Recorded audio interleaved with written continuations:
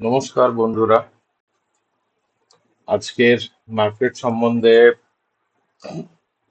কিছু বলার আছে। আহ, দু তিন দিন ধরেই দেখছেন যে মার্কেটের ভোলাটিলিটি আরো বেড়ে চলেছে এবং বাড়ার সম্ভাবনা আরো বেশি আছে। আহ, আজকে মার্কেট আপনার প্রায় 3.5%-এর কাছাকাছি, 3.26, মানে 775 পয়েন্ট করেছে এবং ক্লোজ দিয়েছে 23,002-তে এসে। এবং আজকে নতুন করে লো করেছে। উম, এর আগের দিন যে লোটা করেছিল সেটা হচ্ছে যে আপনার 29,055। আজকে লো করেছে হচ্ছে আপনার উম, আজকের লো করেছে হচ্ছে 29,055 বলছি, 22,955। আজকে লো করেছে 22,930।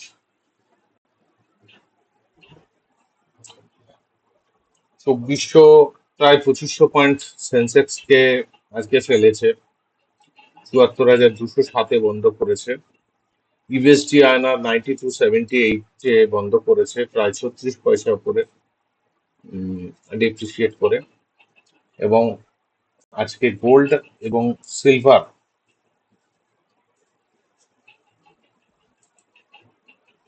ভয়ানক ভাবে ফেলেছে। সিলভার মোটামুটি এখন অব্দি প্রায় 20,000 পয়েন্ট ডাউন এবং গোল্ড আপনার প্রায় 8,500 পয়েন্ট ডাউন।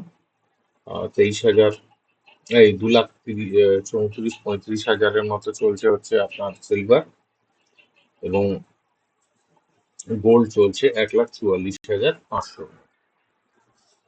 তো একটা একটা করে আমি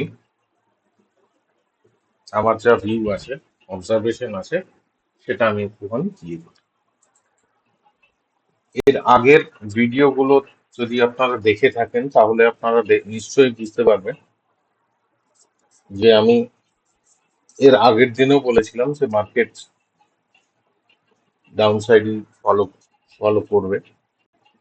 যদিও কিছুটা রিট্রেসমেন্ট নিয়েছে, নিয়েছিল। ইনফ্যাক্ট আজকে আপনার গ্যাপ ডাউন ওপেন করিয়েছিল এবং তারপরে আপনার ডে এন্ডে এসে প্রায় লো এর কাছাকাছি এসে বন্ধ করেছে বলতে গেলে।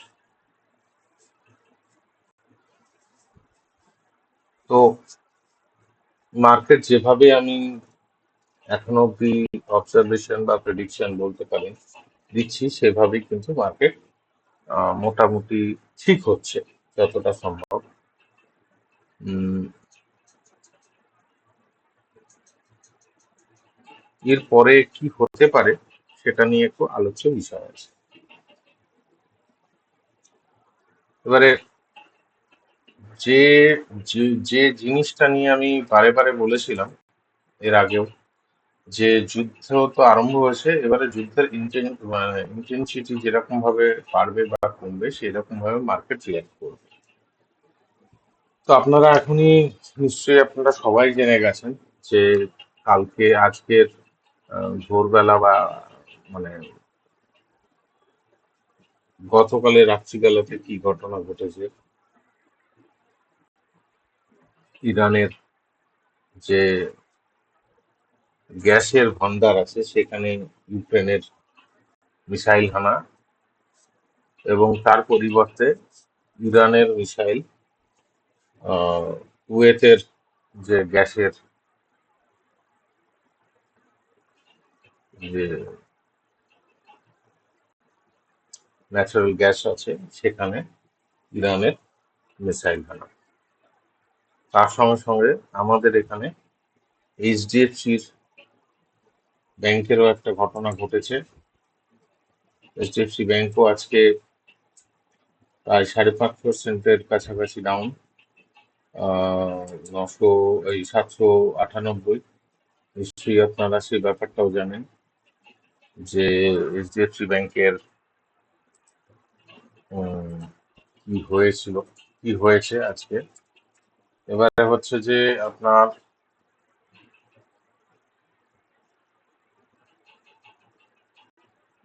দেখুন, ইউক্রেন এবং রাশিয়ার যে যুদ্ধটা হয়েছিল, আহ, সেখানের মেন ব্যাপারটা অন্যরকম ছিল।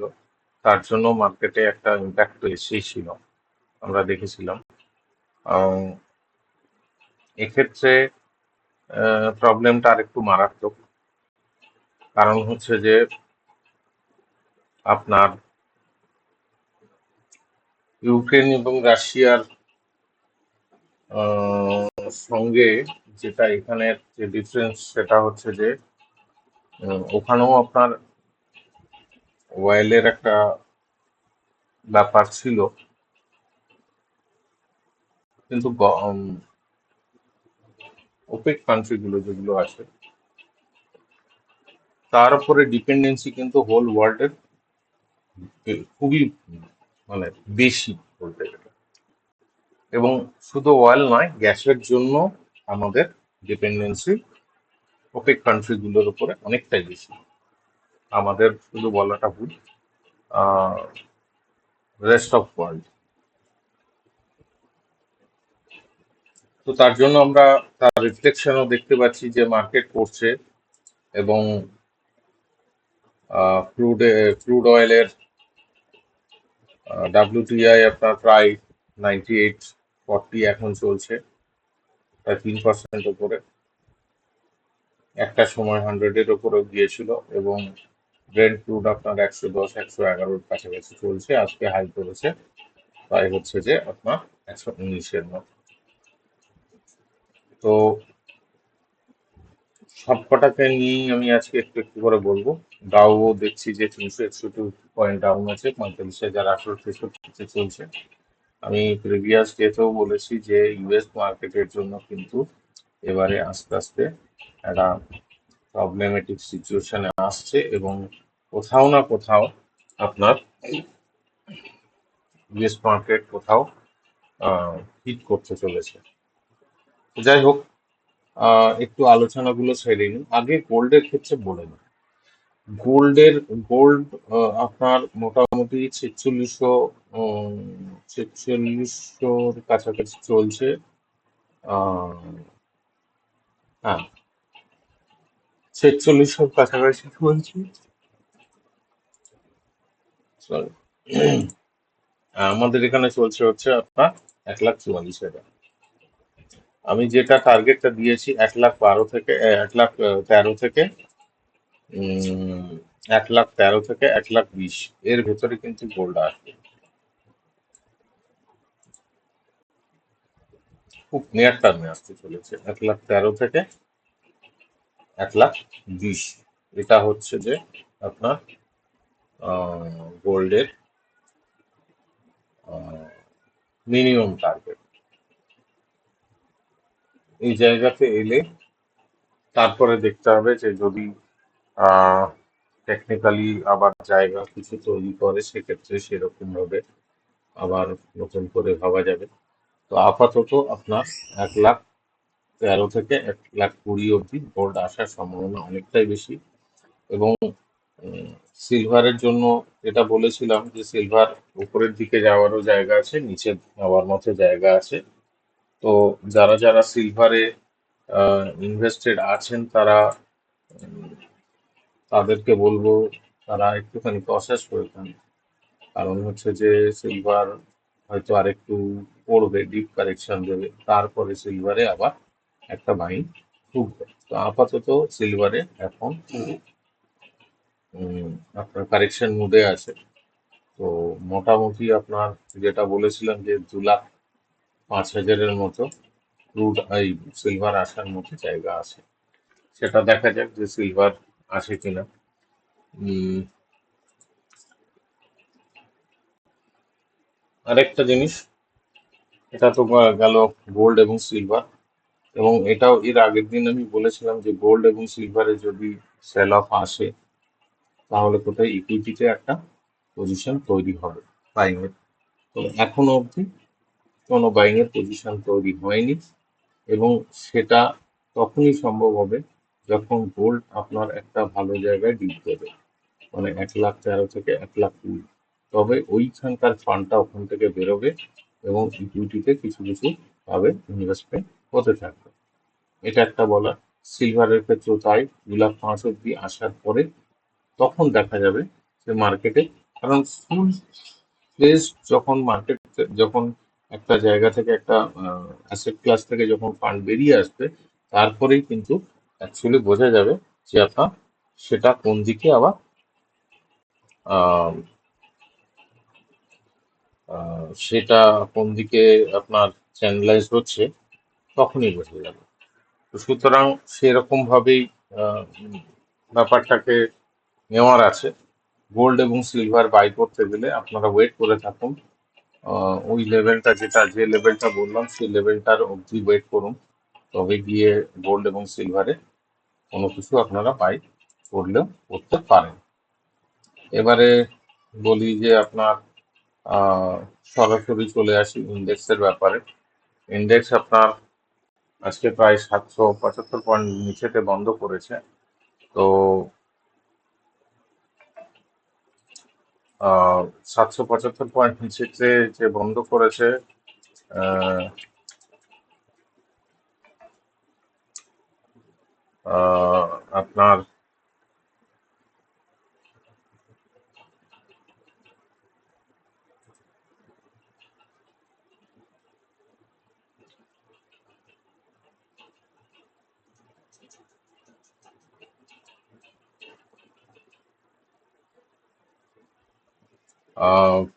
সরি, যেটা বন্ধ করেছে, এবারে বলি যে নেক্সট কি দেখাতে পারে ইন্ডেক্সের ক্ষেত্রে। যে ইন্ডেক্স আপনার, আমি যেটা এর আগের দিনও বলেছিলাম, 22,700 অব্দি একটা লেভেল আছে প্রথম। 22,000, দেখুন একবারে ওই 21,000 বা 20,000 এসব বলাটা খুব ভুল হয়ে যাবে। ঠিক আছে, এটা এটা এটা কোনো যুক্তিযুক্ত নয়। আহ, কোনোভাবেই যুক্তিযুক্ত নয় যে এখান থেকে আপনার 21,000, তারপরে আপনার এই সরি 22,000, তারপরে 21,000, তারপরে 20,000, এগুলো তো র্যান্ডামলি অনেকেই বলতে পারে, সেরকম তো হওয়ার মতো তো নয়। কারণ মার্কেট যখন ওপরের দিকে মুভ করে তখন দেখবেন যে তার রিট্রেসমেন্ট হয়, আবার নতুন করে মুভ করায়। ঠিক সেরকম ভাবে যখন মার্কেটকে ফেলেও তখনও তার ডিপ যায়, তারপরে তার একটা রিট্রেসমেন্ট হয়, সেই রিট্রেসমেন্টের পরে আবার নতুন করে লো হয়। তো এই রকম ভাবে মার্কেটের সিস্টেম, মানে মুভমেন্টের সিস্টেম হয়ে থাকে। তো আমরা যদি এখন ভাবি যে এখান থেকে 22,000, 22,000 থেকে 21,000, 21,000 থেকে 20,000, তো এটা যারা বলছে এটা জাস্ট কথার মতো বলে দিচ্ছে, কিন্তু সেটা হওয়ার মতো চান্স হয় না অ্যাকচুয়ালি। প্র্যাকটিক্যালি কি হতে পারে এখান থেকে আমরা দেখতে পারি যে দুটো জিনিস। একটা হচ্ছে যে 22,700 অব্দি একটা লেভেল আছে, 22,700 পরে তারপরে দেখা যাবে যে বাইক মার্কেট কোন দিকে ডাইরেকশন দিচ্ছে। যদি দেখা যায় যে মার্কেট ওখানে গিয়ে আপনার আর নিচে যেতে পারছে না, তখন ব্যাপারটা অন্যরকম হবে। আর না হলে আরো লেভেলের নিচের লেভেল খুলে যাবে। তো সাধারণত এটুকুই মাথায় রাখুন যে 22,700 লেভেলটা হচ্ছে একটা লোয়ার লেভেলের ক্রুশিয়াল লেভেল। এবারে যদি গ্যাপ ডাউন গ্যাপ আপ হয়, সেটা যেরকম আজকে যেটা হয়েছে সেটা তো নিউজ বেসড হয়েছে, কিন্তু হওয়ার ছিল, নিচে আসার ছিল, তো নিউজ হিট করেছে তার জন্য হয়েছে। সেটা তো একটা ফ্যাক্টর করে। এবং আমি দীর্ঘদিন ধরেই বলে আসছি যে নিচের দিকে একটা লেভেল আছে, বা আমি এটাও বলেছিলাম যে 22,900, 950 কাছাকাছি একটা কোথাও বটমিং হবে, তারপরে সেখান থেকে একটু মুভ হবে, তারপরে আবার 22,700 অব্দি একটা মুভ হবে, তারপরে তারপরে গিয়ে দেখা আছে, তারপরে আমি আর কোনো লেভেল ইনফ্যাক্ট বললো না। তো এটা তো একটা গেল। তার সঙ্গে ব্যাংক নিফটির যে জায়গাটা এবারে বলে দিই একটুখানি, আমি এগুলো প্রত্যেকটা কিন্তু স্পট অনুযায়ী বলছি, একটুখানি মাথায় রাখবেন, স্পট অনুযায়ী বলছি, এগুলো কিন্তু কোনোটা ফিউচারের রেট অনুযায়ী বলছি না। আচ্ছা, আহ ব্যাংকের ক্ষেত্রে বলি, ব্যাংক নিফটির ক্ষেত্রে বলি, ব্যাংক নিফটি আপনার যে জায়গাটা আমি 53,000-এর লেভেলকে বলেছিলাম যে 53,000 লেভেলটাকে কোথাও দেখাবার আছে, আজকে পুরো 53,240 অব্দি লো করেছে, বন্ধ করেছে 53,451। এর আগের দিনের লোকেও ভেঙেছিল আজকে। এবং আজকে সব থেকে বড় একটা জিনিস হচ্ছে যে আহ, আপনার ব্যাংক নিফটি একটা ক্রুশিয়াল লেভেল এসে বন্ধ করেছে, বেসিক্যালি স্টপ করেছে, ক্লোজ হয়েছে। সেটা হচ্ছে যে 500 ডিএম, 500 ডিএম এর কাছে ব্যাংক নিফটি ক্লোজ করেছে। এবারে যদি দেখি যে আমরা আহ, যদি কালকেও যদি দেখি যে আপনার 500 ডিএম এর 500 ডিএম এর কত না 53,000, 53,517, 53,517 নিচে যদি মার্কেটকে বন্ধ করে, তাহলে কিন্তু একটা ডিপ কারেকশন ব্যাংক নিফটিতেও দেখাবে, এবং সেক্ষেত্রে জায়গাটা অনেকটা খুলে যাবে। ধরুন মোটামুটি ফার্স্টে হচ্ছে 52,200, হ্যাঁ 52,200, তারপরে আপনার আহ, মোটামুটি তারপরে আসবে হচ্ছে 50,500, এই দুটো লেভেলকে ধরে চলুন। আরো নিচের লেভেল তখন খুলে যেতে পারে, কিন্তু আপাতত এই দুটো লেভেলকে ধরে চলাটাই বেটার হবে। আচ্ছা, তারপরে হচ্ছে যে রিলায়েন্সের ক্ষেত্রে বলি, রিলায়েন্স তো আমি বলেই এসছি যে রিলায়েন্স আপনার উপরে 1400, এই 1400 বলছি, হ্যাঁ 1400, কি 1440 এবং 1470 বা 72 75, ওই ওই জোনটাতে, 70 থেকে 75 কিংবা 80 অব্দি ম্যাক্সিমাম, ওই জোনটা খুব ভাইটাল জোন। আজকেও দেখুন 1415 অব্দি একটা হাই করেছে, সেখান থেকে মার্কেটের প্রেসারে ফলে আপনার 1384-তে বন্ধ করেছে, এবং লো করেছে করেছিল হচ্ছে 1376 অব্দি। এবারে হচ্ছে যে আপনার আহ, আহ,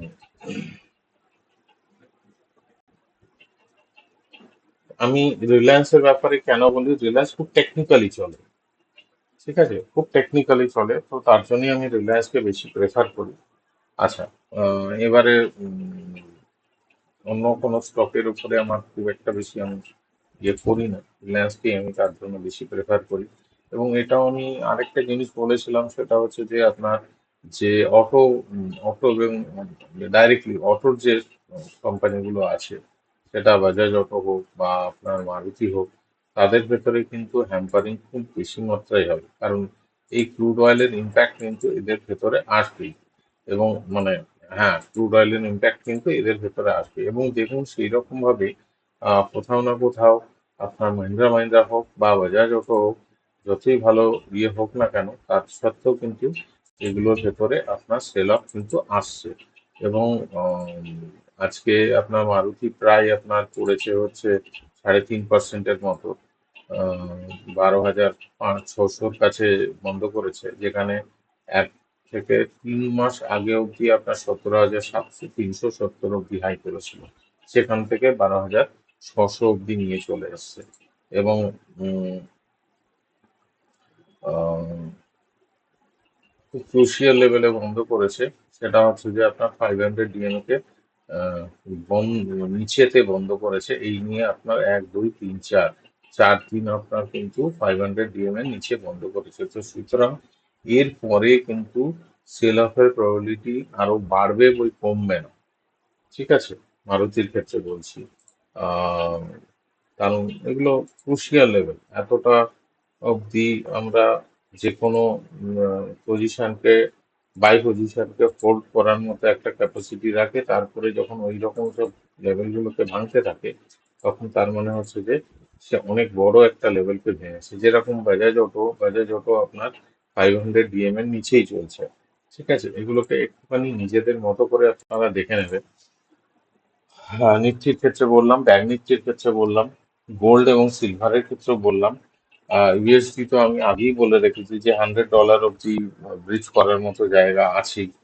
আহ, এবারে হচ্ছে যে আপনার যেটা নিয়ে বলবো, সেটা হচ্ছে যে ডাবের ক্ষেত্রে। আচ্ছা, আচ্ছা, এখানে হচ্ছে যে গোল্ড কিন্তু আপনার 4200 অব্দি আসার মতো জায়গা আছে, আমি তার জন্য কিন্তু মানে ওই জায়গাটা বলেছি। আচ্ছা, ডাউ জোন্স নিয়েও একটুখানি বলে দিই, সেটা হচ্ছে যে ডাউ জোন্স দেখুন আপনার অনেক লেটে এসে অ্যাকচুয়ালি কিন্তু ইয়ে দিচ্ছে, আপনার ফল হচ্ছে। আহ, আমাদের ইন্ডেক্স তার আগেই অনেক বেশি ডাউনফল হয়েছে, ততটা কিন্তু ডাউ হয়নি। আজকেও দেখছি যে ডাও আপনার 327 পয়েন্ট ডাউন আছে, 45,897 অবধি। তো একটু দেখে নিই যে কতটা অবধি আসার মতো লেভেল হতে পারে। উম,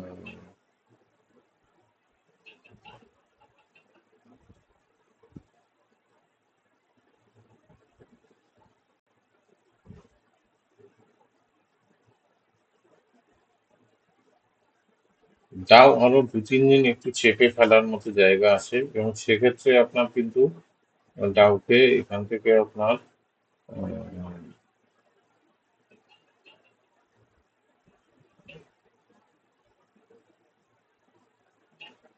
1200 থেকে 1400 পয়েন্টের মতো ডাউকে ফেলার মতো জায়গা থাকবে।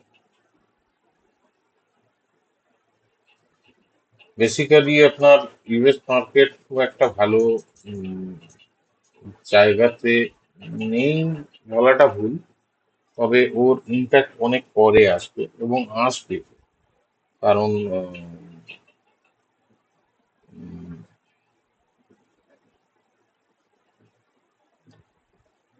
ইউএস মার্কেটে ইম্প্যাক্ট কিন্তু আসবে, কিন্তু এর একটু পরে আসবে, অনেক লেটে আসছে। যাই হোক, উম, যারা যুদ্ধ করছে তাদের দেশের ইন্ডেক্সে কোনো রকম কোনো ইম্প্যাক্ট আসবে না, এটা তো হতে পারে না। আচ্ছা, এইচডিএফসির ক্ষেত্রে বলি যে এইচডিএফসির আপনার যিনি চেয়ারম্যান ছিলেন, পার্ট টাইম, মানে পার্ট টাইম চেয়ারম্যান, তো উনি মিস্টার চক্রবর্তী, উনি ডেপুটি গভর্নরও ছিলেন আরবিআই। তো উনি এইচডিএফসি থেকে আপনার এক্সিট করেছেন আজকে। তো তার ফলেই বেসিক্যালি আপনার কিন্তু এক্সিটের ফলেই কিন্তু এইচডিএফসি ব্যাংকের কিন্তু এরকম ভাবে ফলিং হয়েছে। এইচডিএফসি ব্যাংক আজকে দেখতেই পাচ্ছেন যে প্রায় 5.5%, 5.5%-এর মতো এইচডিএফসি ব্যাংকে ফেলেছে। কিন্তু হ্যাঁ, নিচ থেকে আপনার একটা ভালো বাইং এসছে, এটাও ঠিক। তো এইচডিএফসি ব্যাংক আপনার কোথাও না কোথাও অনেকদিন ধরেই একটা টার্মোয়েলের ভেতরে চলছিল। তো যাই হোক, উম, তার একটা রিফ্লেকশন আমরা দেখতে পাচ্ছি। যদি এইচডিএফসি ব্যাংক আরো কিছুটা নিচে যায়, অর্থাৎ মোটামুটি আপনার 690 থেকে 700 কাছাকাছি আসে, তখন একটা এইচডিএফসি ব্যাংকে আমরা পজিশন বিল্ড আপ করতে পারি। আপাতত এটা মানে এখনই কোনো পজিশন নেওয়ার মতো আছে কিনা একবার দেখে নি, তবুও না, এখনো অব্দি নেই, এখনো অব্দি নেই। ওয়েট করতে হবে, ওয়েট করলে তারপরে আপনার, ওয়েট করা ছাড়া আর কোনো উপায় নেই এইচডিএফসি ব্যাংকে। আচ্ছা, এবারে হচ্ছে যে আপনার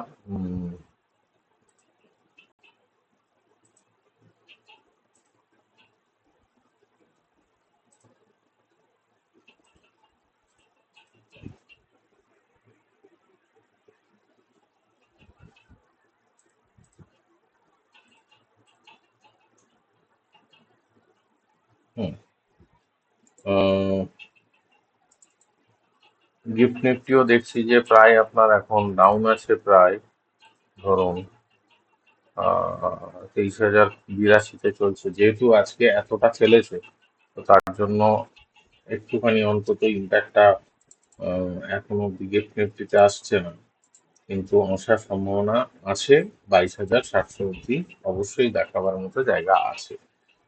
তবে পজিশন খুব রেস্ট্রিক্টেড পজিশন নেবেন, ইন্ট্রাডে নেওয়াটা বেটার হবে। এবং যদি কনফার্ম ট্রেড না হয়, যদি বুঝতে পারছেন যে কোথাও একটা প্রবলেম হচ্ছে, তো পজিশনকে খুব বেশি ক্যারি করার প্রয়োজন নেই।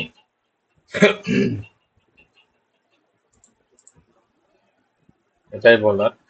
আর মার্কেটে সেল অফ চলছে, প্যানিক হবেন না। ডিফারেন্ট টাইপ অফ অ্যাসেটে ফান্ড অ্যালোকেশন করতে থাকুন।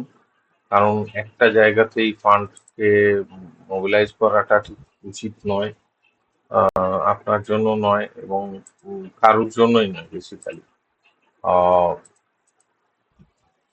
আর যুদ্ধের যেরকম পরিস্থিতি আমরা দেখবো পরবর্তী সময়ে, মার্কেটের ইম্প্যাক্টও কিন্তু সেরকম ভাবেই আসবে। তো এটা একটা ফ্যাক্টর আছে।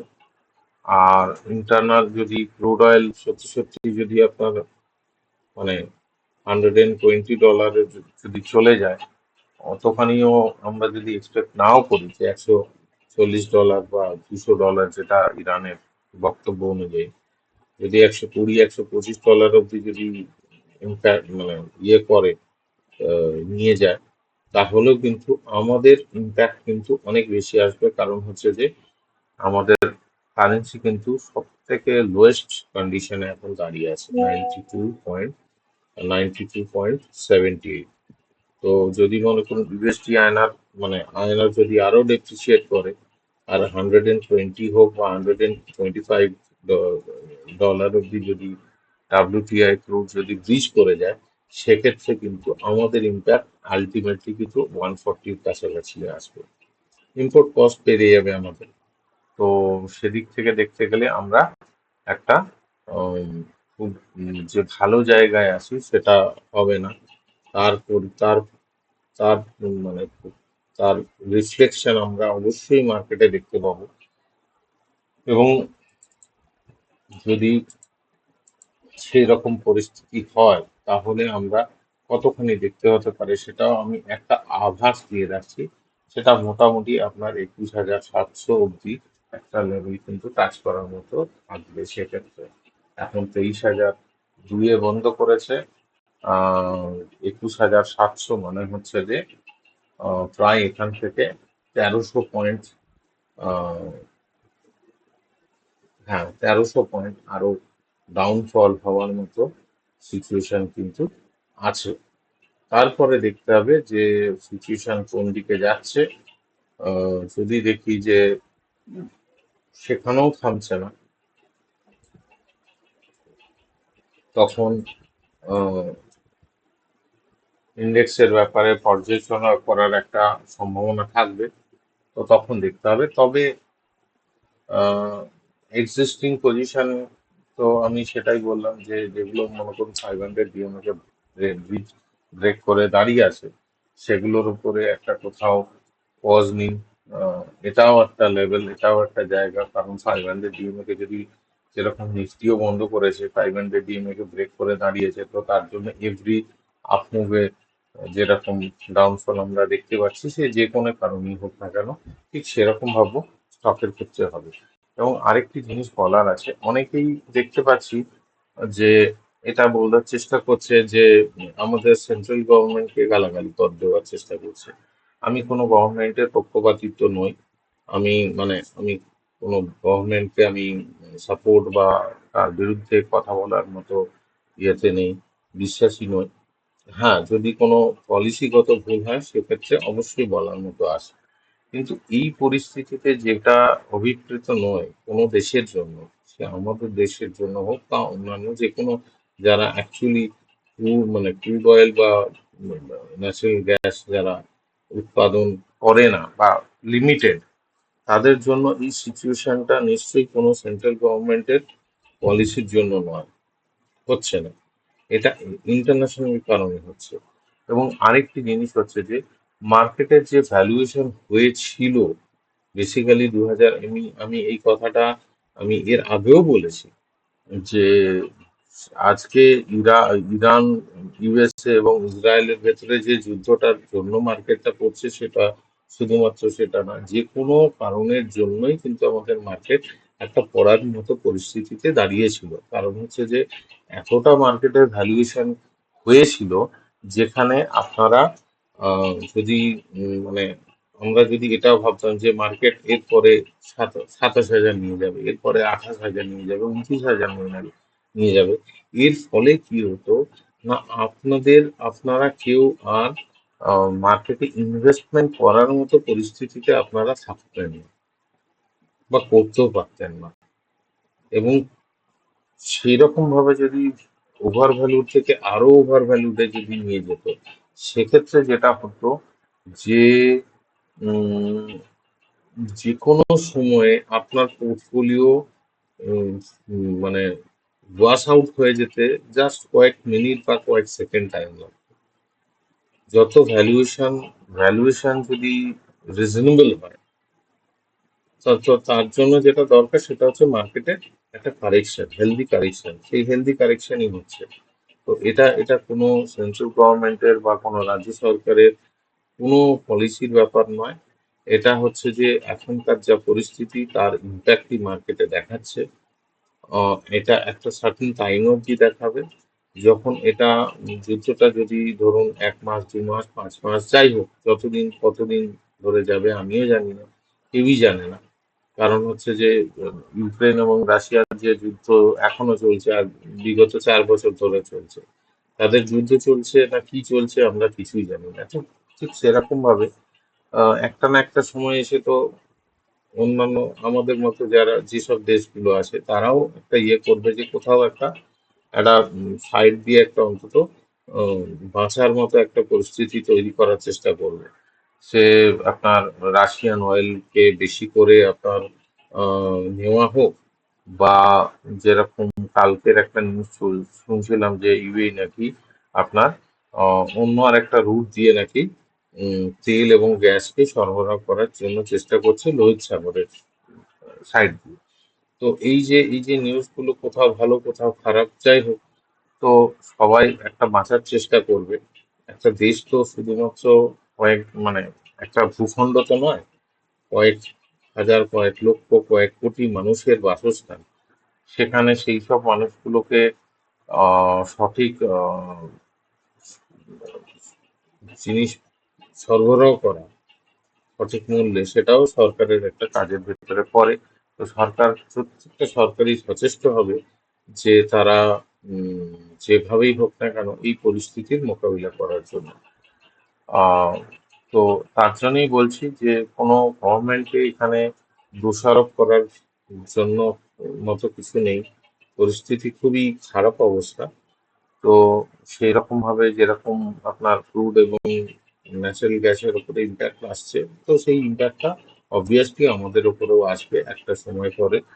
আহ, আমাদেরকে সব রকম পরিস্থিতির সঙ্গে মোকাবিলার জন্য নিজেদেরকে তৈরি থাকতে হবে, এটাই বলা, আর কিছু না। কারণ মার্কেটে কারেকশন ছিল, মার্কেটে কারেকশন হওয়াটা খুব বাঞ্ছনীয়। আমি এর আগেও বলেছি যে মার্কেট শুধুমাত্র ওঠার জন্য নয়, মার্কেটের কারেকশনটাও মার্কেটের জন্য একটা প্রয়োজনীয় আহ একটা ম্যাটার করে এটা। তো সুতরাং আর কিছু আমার বলার নেই। দেখা যাক আরো এই মাসের কি দেখা যায়, যে আপনার যদি এখান থেকে 1200-1300 পয়েন্ট নিচে ঠেলিয়ে সেখান থেকে মার্কেটকে ঘুরিয়ে আপনার 23,300 বা 400 উপরে নিয়ে গিয়ে বন্ধ করছে, না আপনার মানে মান্থ এন্ডের কথা বলছি, না আপনার ডাউন সাইডে আরো নিচে মার্কেটকে ইয়ে করছে নিয়ে যাচ্ছে, সেটা যুদ্ধ পরিস্থিতির উপরে অনেকটা নির্ভর করবে। এবং শুধু যুদ্ধ পরিস্থিতি নয়, তেল এবং গ্যাসের সাপ্লাইয়ের উপরেও কিন্তু অনেকটা এটা নির্ভর করবে। তো সুতরাং আহ, সব রকম ভাবে পরিস্থিতির মোকাবিলার জন্য আহ, নিজেদেরকে রেডি রাখুন। আর আরেকটা জিনিস হচ্ছে যে জল অবশ্যই পান করুন। জল পান করা অবশ্যই দরকার। সুস্থ শরীর